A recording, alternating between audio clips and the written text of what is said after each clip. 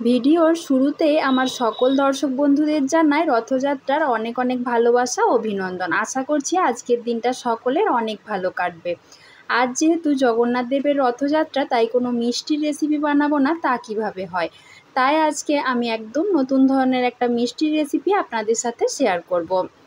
নমস্কার বন্ধুরা, স্বাদবাহারের পক্ষ থেকে আপনাদের সবাইকে জানাই অনেক অনেক স্বাগত। প্রতিদিনের মতো আজও একটা নতুন রেসিপি নিয়ে হাজির হয়েছি। আজ বানাবো বর্ধমানের বিখ্যাত সীতাভোগ মিষ্টি। একদম সহজভাবে যে কেউ রেসিপিটা দেখলেই বানিয়ে নিতে পারবে। তাহলে চলুন কথা না বাড়িয়ে ঝটপট আমার আজকের রেসিপিটা শুরু করা যাক। আশা করব ভিডিওর শেষ পর্যন্ত আপনারা আমার সাথেই থাকবেন, আর সবশেষে রেসিপি ভালো লাগলে অবশ্যই একটা লাইক করবেন আর সবার মাঝে বেশি বেশি করে শেয়ার করে দেবেন। সবার প্রথমে একটা কড়াই গ্যাসের ওপর বসিয়ে দিয়েছি, আর তাতে একটা কাপ মেপে দিয়ে দিচ্ছি 1 কাপ দুধ। দুধটা হালকা একটু গরম হয়ে গেলে আমি ওই কাপ মাপ করে দিয়ে দিচ্ছি 1 কাপ সুজি। এই সময় গ্যাসের ফ্লেমটা একদম কমিয়ে রাখতে হবে। তারপর খুন্তি দিয়ে অনবরত দুধের সাথে সুজিটা মিশিয়ে দিতে হবে। এবার অনবরত এভাবে খুন্তি দিয়ে ভালো করে মিশিয়ে যেতে হবে। আর এই সময় কিন্তু অবশ্যই গ্যাসের ফ্লেমটা কমিয়ে রাখতে হবে, তা না হলে দুধের ওপর সুজিটা দেওয়া মাত্রই সঙ্গে সঙ্গে সুজিটা সমস্ত দুধটা টেনে নেবে। এবার দিয়ে দিচ্ছি 1 চামচ মতো গাওয়া ঘি। এটা অবশ্যই দেবেন, এতে করে মিষ্টির ফ্লেভারটা সুন্দর লাগবে। ঘিটা দিয়ে আবারও ভালো করে একটু মিশিয়ে দিচ্ছি। আমি আজ সীতাভোগ মিষ্টিটা সুজি দিয়ে বানাবো, তবে দোকানে কিন্তু সুজি দিয়ে বানানো হয় না। আপনারা দেখুন আমি কিভাবে বানাচ্ছি। এবার আমি গ্যাসের ফ্লেমটা বন্ধ করে মিশ্রণটা একটা থালাতে ঢেলে নিয়েছি। অল্প একটু মিশ্রণটা ঠান্ডা হয়ে গেলে এভাবে হাত দিয়ে ভালো করে মেখে নিতে হবে। তবে মিশ্রণটা পুরোপুরি ঠান্ডা হয়ে গেলে কিন্তু আর মাখা যাবে না, তাই একটু গরম থাকা অবস্থায় এই কাজটা করে নিতে হবে। ভালো করে চটকে চটকে আমি সুজিটা মেখে নিচ্ছি। মাখতে মাখতে দেখা যাবে একদম সুজিটা সুন্দরভাবে একটা নরম করে মাখা হয়ে গেছে। দেখুন ঠিক এই রকমভাবে মেখে নিতে হবে। এবার ওই সুজির মিশ্রণটা থেকে অল্প অল্প করে আমি সুজি কেটে নিচ্ছি, আর এভাবে গোল গোল করে নিকুতি বানিয়ে নিচ্ছি। এইগুলোই বানানোর সময় একটু লক্ষ্য রাখতে হবে যাতে মিষ্টিগুলোর গায়ে একটুও ফাটল না থাকে, সুন্দরভাবে পাকিয়ে নিতে হবে। এইভাবে ওই মিশ্রণটা থেকে আমি 8-10টা মতো নিকুতি বানিয়ে একপাশে রেখে দিচ্ছি।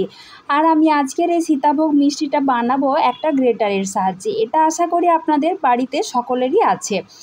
এটা পরিষ্কার করে ধুয়ে নেবার পর আমি পুরোটার গায়ে একটু গাওয়া ঘি লাগিয়ে দিচ্ছি। এতে করে মিশ্রণটা কিন্তু এই গ্রেটারটার গায়ে আটকে যাবে না, সহজেই আমি এটা বানাতে পারবো। আগের থেকে কড়াতে বেশ কিছুটা পরিমাণ সাদা তেল গরম করতে দিয়ে দিয়েছিলাম। তেলটা ভালোভাবে গরম হয়ে গেলে নিকুতিগুলো তেলের মধ্যে ছেড়ে দিচ্ছি। দিয়ে গ্যাসের ফ্লেমটা মিডিয়ামে করে রেখে মিষ্টিগুলো একটু লাল লাল করে ভেজে নিতে হবে। আপনারা চাইলে এর সাথে বানানোর সময় একটু ফুড কালারও দিতে পারেন, তবে আমি কিন্তু কোনো ফুড কালার দিইনি। নিকুতিগুলো ভেজে তুলে নিয়েছি। এবার ওই সুজির মিশ্রণটা অল্প একটু ডেলা পাকিয়ে হাতের মধ্যে নিয়ে এভাবে গ্রেটারের ওপর থেকে নিচ দিকে এভাবে টানতে হবে। তাহলে দেখা যাবে সুন্দরভাবে ঝুরি ঝুরি হয়ে সীতাভোগ মিষ্টিগুলো তেলের ওপর পড়তে শুরু করেছে। এটা বানানো ভীষণই সহজ, আশা করি আপনারা দেখেই বুঝতে পারছেন আমি কিভাবে বানাচ্ছি। তবে কড়াটা আর তেলটা যেহেতু ভীষণ গরম থাকে, সেজন্য হাতে একটু তাপ লাগে। এটা বানানোর সময় একটু সাবধানে বানাবেন, তা না হলে হাতটা পুড়ে যেতে পারে। এইভাবে আমি কয়েকটা ছেড়ে দিয়েছি। এবার অল্প একটু ভেজে নেওয়ার পর আবার আমি তেলটা ঝরিয়ে নিয়ে তুলে নিচ্ছি। সীতাভোগগুলো ভাজার সময় খেয়াল রাখবেন যাতে খুব বেশি লাল না হয়ে যায়, কারণ সীতাভোগ মিষ্টি কিন্তু একটু সাদা সাদাই হয়। অল্প একটু ভেজে নিয়ে তুলে নিলেই হবে। এগুলো ভাজতে একদমই খুব বেশি সময় লাগবে না। এভাবে আমি প্রায় 3-4 ব্যাচে সীতাভোগ মিষ্টিগুলো ভেজে তুলে নিয়েছি। দেখুন নিকুতিগুলো ভাজা হয়ে গেছে, সীতাভোগ মিষ্টিগুলো ভেজে নিয়েছি। এবার চিনির শিরাটা বানিয়ে নেব। আবারও একটা কড়াই বসিয়ে দিয়েছি, তাতে ওই কাপটা মাপ করে দিয়ে দিয়েছি 1 কাপ চিনি, আর দিয়ে দিচ্ছি ওই কাপটা মাপ করে 1.5 কাপ মতো জল।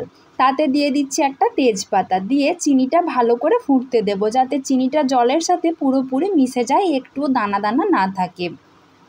এখানে চিনি শিরাটা বানানোর সময় কোনো তার বিশিষ্ট চিনি শিরা কিন্তু বানানোর প্রয়োজন পড়ে না।